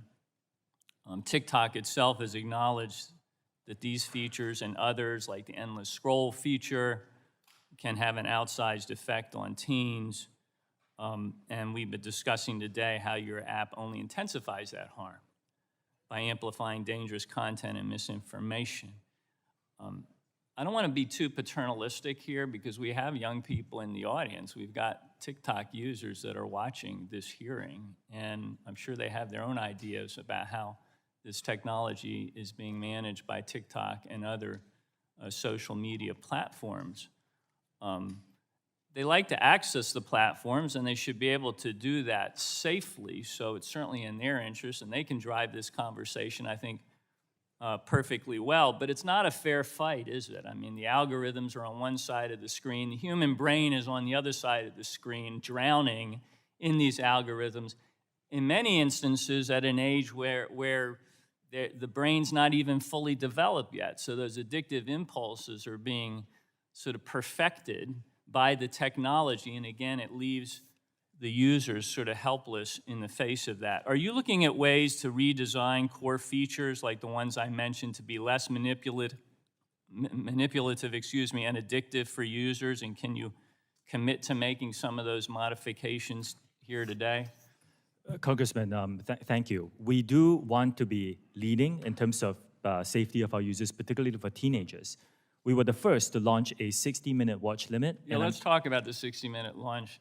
And I'm very glad to see people, others in our industry follow. For many of your recommendations, we'll study them very seriously.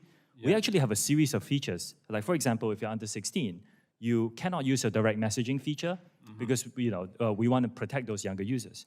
If you're under 16, you cannot go viral by default. If you're under 18, you cannot go live.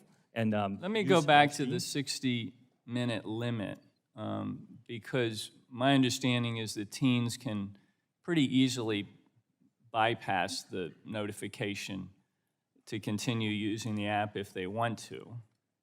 I mean, let's face it, our teens are smarter than we are by half, and they know how to use the technology, and they can get around these limits if they want to. Are you measuring how many teens continue to exceed the 60 minutes of time on that app? We understand sense how that's working. We understand those concerns. Our intention is to have the teens and their parents have these conversations about what is the appropriate amount of time for social media. That's why we give the parents what we call family pairing. Let me ask you this question before I run out of time. If you concluded that putting some reasonable limits in place and trying to find a way to enforce them would lead some percentage of your users to leave TikTok and go somewhere else, is that something that you're prepared to accept? Yes. Really? Well, I'd love to get the research on how these limits are being implemented, how they're being bypassed, and the things that you're taking, the measures you're taking to address those issues going forward. Please bring that information back to our committee as we move forward. I'll be happy to. I yield back. Gentleman yields. Chair recognizes the gentleman from Kentucky, Mr. Guthrie, for 5 minutes. Thank you, Madam Chair, for yielding. I appreciate the time. Mr. Chew, your terms of service specifically state that TikTok does, and I quote, not allow the depiction, promotion, or trade of drugs or other controlled substances. Despite this content being against your terms of service, and I brought this up with other service providers, but despite this content being against your terms of service, content on your platform related to illicit drugs like fentanyl, drug trafficking, and other illicit activity is pervasive and racks up hundreds of thousands of views. For example, in 2020, the Benadryl challenge resulted in the death of an American teenager. And we heard of another challenge earlier today that brought a death of a teenager. While you were at ByteDance, if you were the CFO for ByteDance, did Douyin allow related illicit drug trafficking or challenges resulting in death or injury to kids? Congressman, I represent TikTok here today. I can tell you that TikTok does not allow illegal drugs content on our platform. Do it did in China? I believe they don't allow this, but I will need to check. I don't run their business. My I can tell you question TikTok is- does not allow this. Because what we're concerned about, and my guess, and it would DUN allow for 41 days a threat against a member of the Chinese Communist Party to stand on their site for 41 days? Again, I cannot speak for DouYin, and I'm sorry, I didn't hear the second part of what you said. Well, we had a threat against the chairman of our committee that was on your site for 41 days. My guess is that would not be allowed in China. That content is, if it's violative, I will look into the specifics, and if it violates our guidelines, it will be taken down on TikTok. Yeah, it surely Yes. appears that it does. But the problem is what I'm trying to get at is you seem to be able to prevent this content in China, but so not even taking it down, just prevent it from being posted, and yet it's on your website. So I have a couple of questions about, you said earlier, as soon as you find this information, you take it down. So how quickly does your algorithm detect keywords or content that involve illicit drug trafficking before these posts are self-reported or used by others? We have about 40,000 people working on this now, together with the machines that we train. I don't think any company in our industry can be perfect at this. This is a real big challenge for our industry, but our goal is to get any violative content, including illegal drugs, down to a very, very small number. That's the problem. When we have these hearings, we have CEOs of different companies and of your colleagues and competitors, and we always hear apologies, and we always hear, we want to do better at this, but it just doesn't seem to keep improving, and we see hearing stories of our children, and obviously this has been talked about today. So how many posts and accounts have been identified and removed from TikTok due to content posted related to illicit drugs or other controlled substances? Congressman, we do publish that in a transparency report. I can get my team to get the information to yours. Thank you, I appreciate that. Also, we understand that the way that people use TikTok or other platforms similar to yours is that they ensure flagged user content isn't permitted to jump from.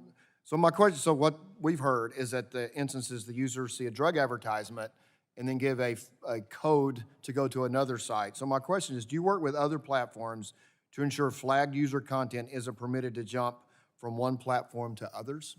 I will check with my team. I would love to work with our industry to make sure that we stamp out these problems. Violative content should not be allowed on any platforms, in my opinion.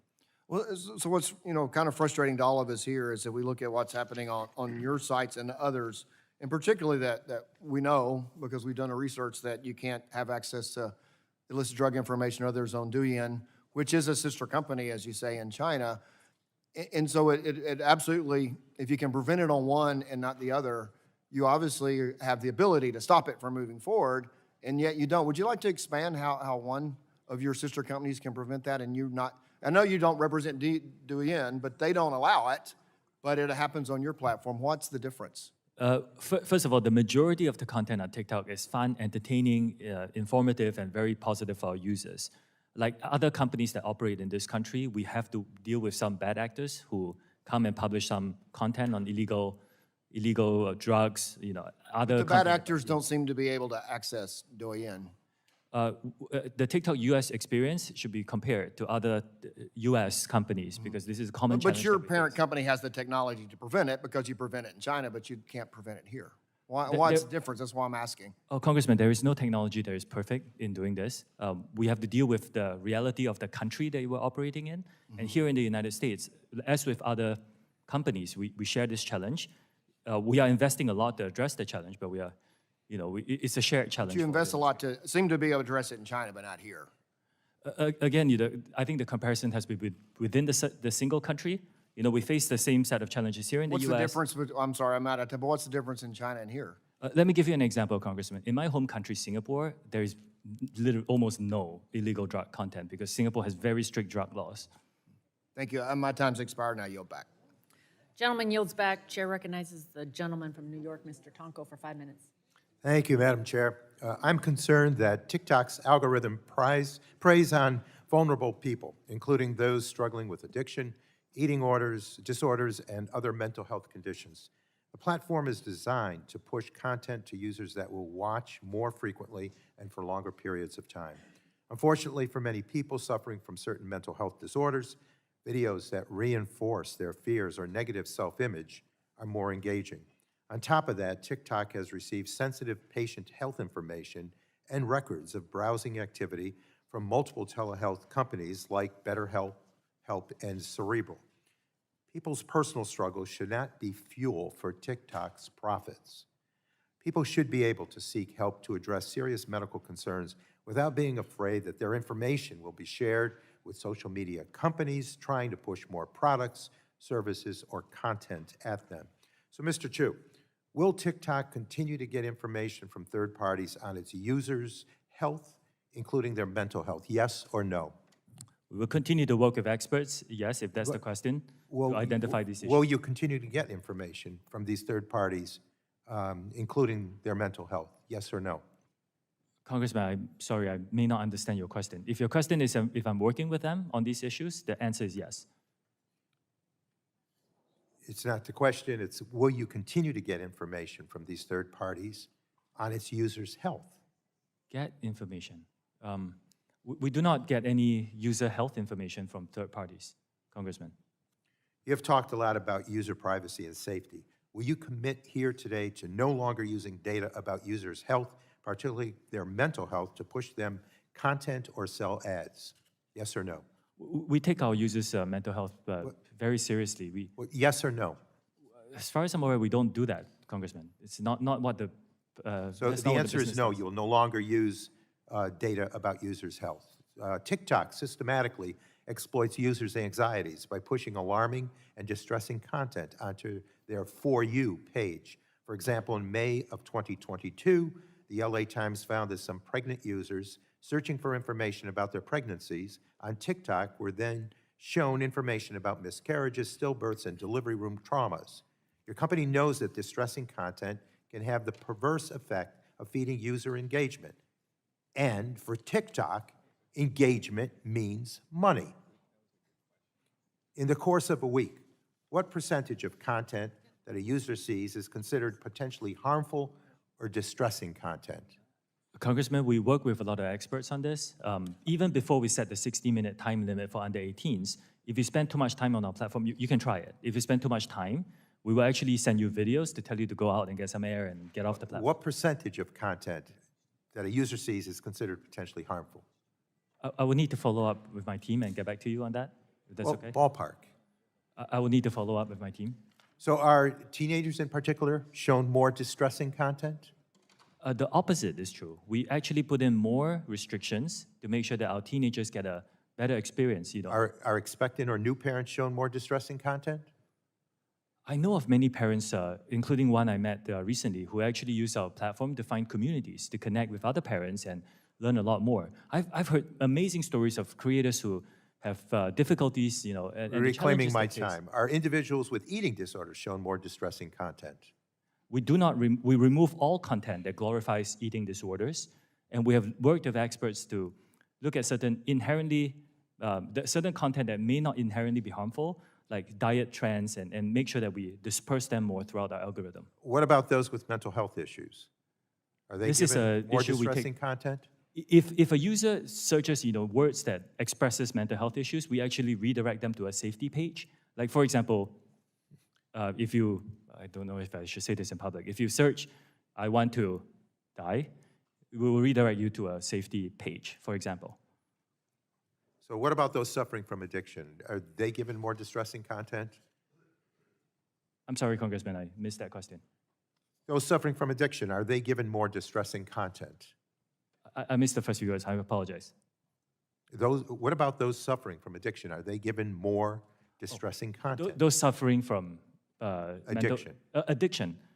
Do you mean drug addiction or? Yes, or any order of addiction. If people search for content, and you can try on a variety of subjects, we will actually direct you to a safety page to give you more resources. And a lot of recovering addicts have actually found the communities on TikTok, and it's really helped them, find their voices and the community and the courage to really overcome their addiction. I personally have heard stories of that.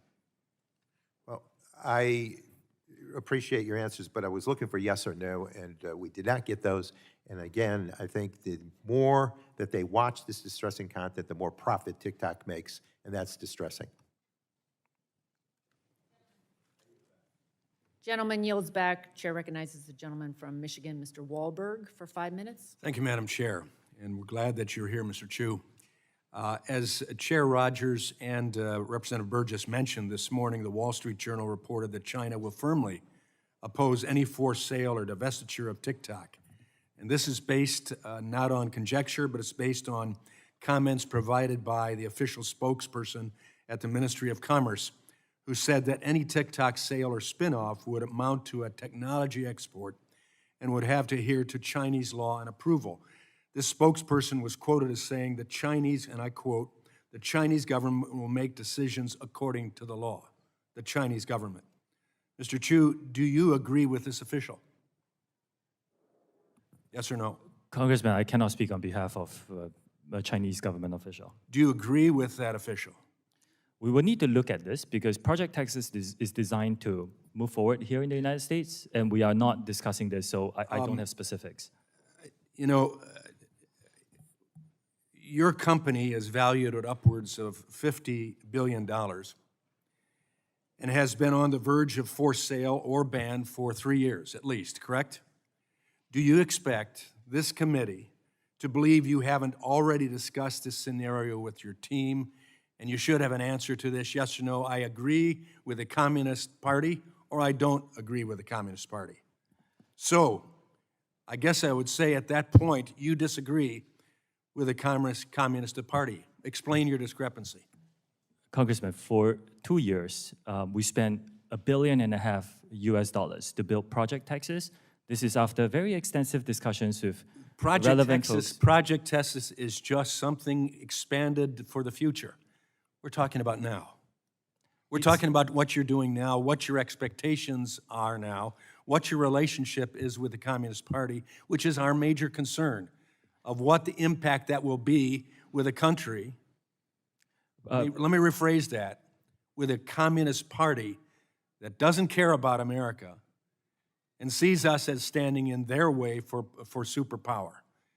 That's our concern, and for you to have direct relationship, direct ownership with ByteDance, and to not have a characterization or an agreement or disagreement that you say explicitly with this party policy, it's hard for us to believe what you're saying. Let me move on.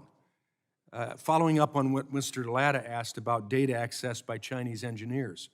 In responding to Mr. Latta, you talked about where American user data would be stored in the future.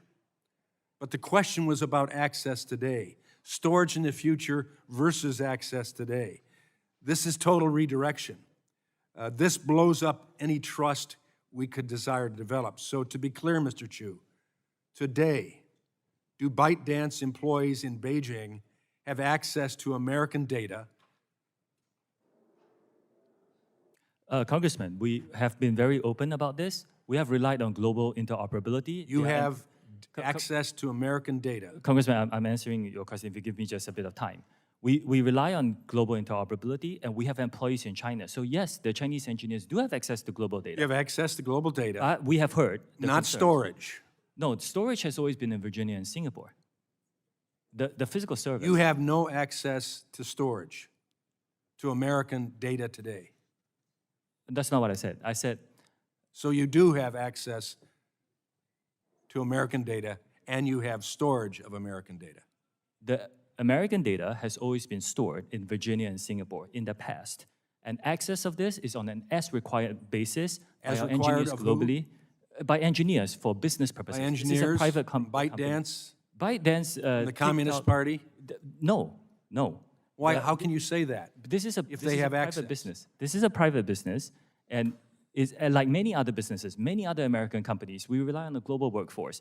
So the global workforce that includes ByteDance, which is connected directly to the Chinese Communist Party, that is has a access. characterization that we disagree with. Now, in the future, that's not what we can disagree with. That's a fact. It's not, unfortunately. With the CEO of ByteDance and your relationship to them. Congressman, respectfully, in my opening statement, I said this is a private company. It's owned 60% by global investors, 3 out of the 5 board members on ByteDance are Americans. This is a private business. And you report directly to ByteDance with the CEO who is a member of the Communist Party. Let me move on. He's not. I think we got the answer, sadly, at this point. I believe my time has expired, so I yield back.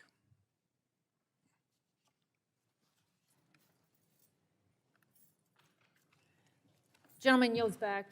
Chair recognizes Ms. Clark for 5 minutes. Thank you, Chairwoman Rogers. Thank the ranking member, Pallone, for holding today's hearing. Throughout this hearing, I also want to thank our witness for being here to testify on what are very important issues before us today. Throughout this hearing, my colleagues have outlined the potential threat posed by the security of Americans' data by TikTok being affiliated and some would say owned by a Chinese company. Foreign adversaries having direct access to Americans' data, as well as the ability to influence this content Americans see on a prolific social media platform, represents an unprecedented threat to American security and to our democracy. However, the problems of social media platforms, content moderation, algorithmic discrimination, and safety are neither new nor unique to TikTok. Mr. Chew, I share the concerns raised by my colleague, Congresswoman Matsui, related to algorithms. I believe that without mitigation against bias, platforms will continue to replicate, exacerbate discrimination that is illegal under civil rights law, as well as exclude important dialogue about sensitive topics like race from occurring on the platform. For example, I was disturbed by reports that TikTok content moderation algorithm flagged words like Black or Black Lives Matter as inappropriate content.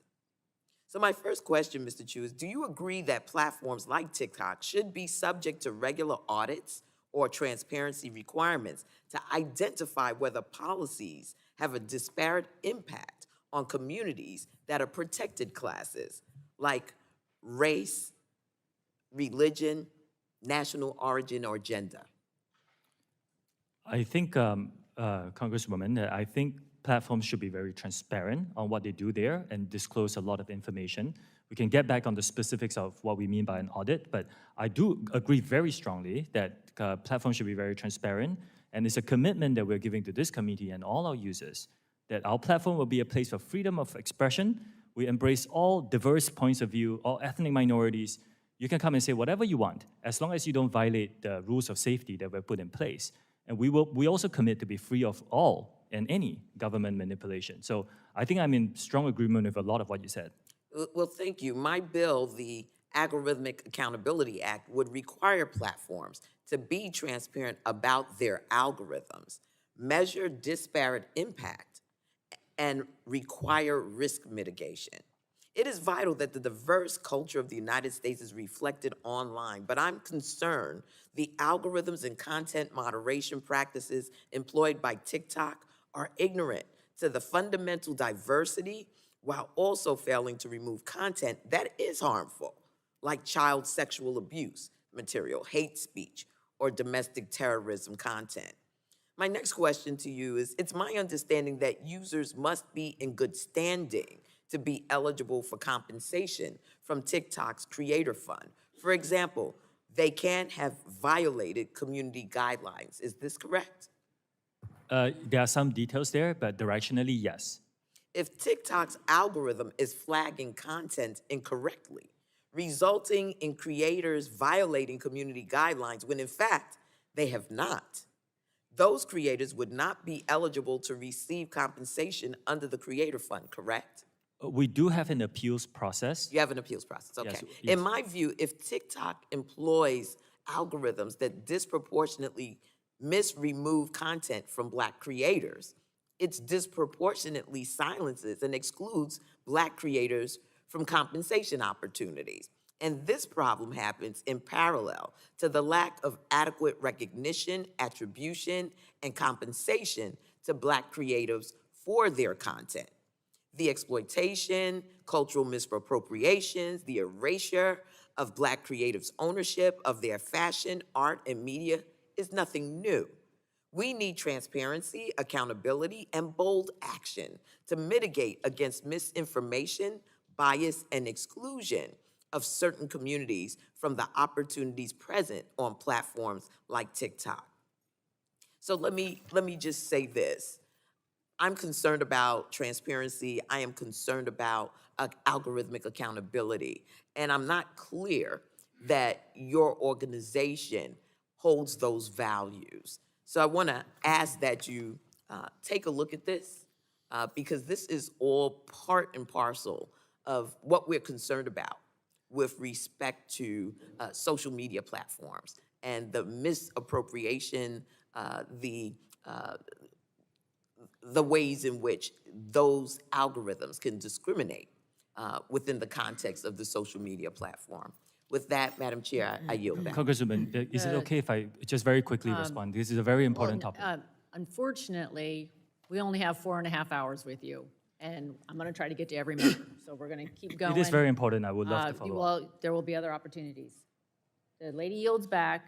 Gentleman from Georgia, Mr. Buddy Carter, is recognized for 5 minutes. Thank you, Madam Chair. Mr. Crew, welcome to the most bipartisan committee in Congress. We may not always agree on how to get there, but we care about our national security. We care about our economy, and we sure as heck care about our children. We sure do. And that's why you're here today, because 2/3 of all the youth in our country are on your app. They spend an average of 95 minutes on your app. And you know, research has shown that TikTok is the most addictive platform out there. And the reason for that, as we've been told, is because it has the most advanced algorithm. And the Chinese Communist Party knows this, and I don't speak for everyone, but there are those on this committee, including myself, who believe that the Chinese Communist Party is engaged in psychological warfare through TikTok to deliberately influence U.S. children. You know, you see behind me, if you look behind me, Mr. Crew, you see some of the challenges that we've seen on TikTok. You know about them. You know about the milk crate. You know about the blackout challenge. You know about the NyQuil chicken challenge, the Benadryl challenge, the dragon's breath liquid nitrogen trend, or the challenge that promotes car theft. I want to ask you, as I understand it, there's a sister app in China, Douyin. I'm sorry if I'm butchering the pronunciation. Do they have these same things over there? Do they have these kind of challenges in China? Congressman, I'm really glad you asked this question. Do they, yes or no? I'm not sure because... Yeah, whoa, come on now. You're not sure? I really am not sure. Remember, you took... The chair lady, she said, you got to tell the truth, okay? Do you know whether they have these kind of challenges like this over in China? Because it's my understanding they don't. I'm not sure because I spend my energies running TikTok. And you don't look at any of your other competitors or look at anything similar to yours. So you don't know whether they have. They don't have this over in China. I did. We have it here, but they don't have it here. And that's why I'm asking you this. Why is it that TikTok consistently fails to identify and moderate these kinds of harmful videos? Why is it? Why is it that you allow this to go on? We've already heard, God bless you, from parents who are here with us, who have lost children. I submit to you, everybody up here cares about the children of this country. Tell me why. This is a real industry challenge, and we're working No, very it's not hard. industry. This is TikTok. We're talking about TikTok. We're talking about why is it that you can't control this? And although I believe in giving credit where credit's due, I want to thank you. It's my understanding that the video that threatened the life of the chairwoman has been removed. Thank you for doing that. Sorry we had to bring it to your attention here, but it's been removed. Tell me why this goes on. This is an industry challenge for all of us here operating in this Okay, country. so much for industry challenge. I want to shift gears real quick. I want to talk about biometric matrix, and I want to talk specifically, can you tell me right now, can you say with 100% certainty that TikTok does not use the phone's camera to determine whether the content that elicits a pupil dilation should be amplified by the algorithm? Can you tell me that? We do not collect body, face, or voice data to identify our users. We do not. You don't? No. The only face data that you will get, that we collect, is when you use the filters to have, say, sunglasses on your face. We need to know where your eyes are. And Why do you need to know what the eyes are if you're not seeing if they're dilated? And that data is stored on your local device and deleted after use if you use it for facial. Again, we do not collect body, face, or voice data to identify our users. I find that hard to believe. It's our understanding that they're looking at the eyes. How do you determine what age they are then? We rely on age gating as our key age assurance. Age gating, which is when you ask the user what age they are. We have also developed some tools where we look at their public profile to go through the videos that they post to see whether... Well, that's creepy. Tell me more about that. It's public. So if you post a video, you choose that video to go public, that's how you get people to see your video. We look at those to see if it matches up the age that you talked about. Now, this is a real challenge for our industry because privacy versus age assurance is a really big problem. Look, you keep talking about the industry. We're talking about TikTok here. We're talking about children dying. Do you know how many children have died because of this? Do you have any idea? Can you tell me? Congressman, again, it's heartbreaking. Can you tell me how many children in America have died because of challenges like this? The majority of people who use our platform use it for positive experiences. That's not what I asked you. I asked you, tell me the number of children, of U.S. children who have died because of these challenges. Congressman, again, the majority of people who come on our platform get a good experience. I'm not talking about the majority of children. I want to know a number.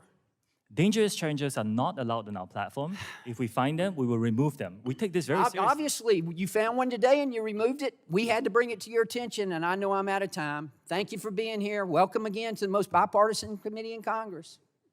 Gentleman yields back. We will now take a brief recess and resume in 10 minutes. The committee stands in recess.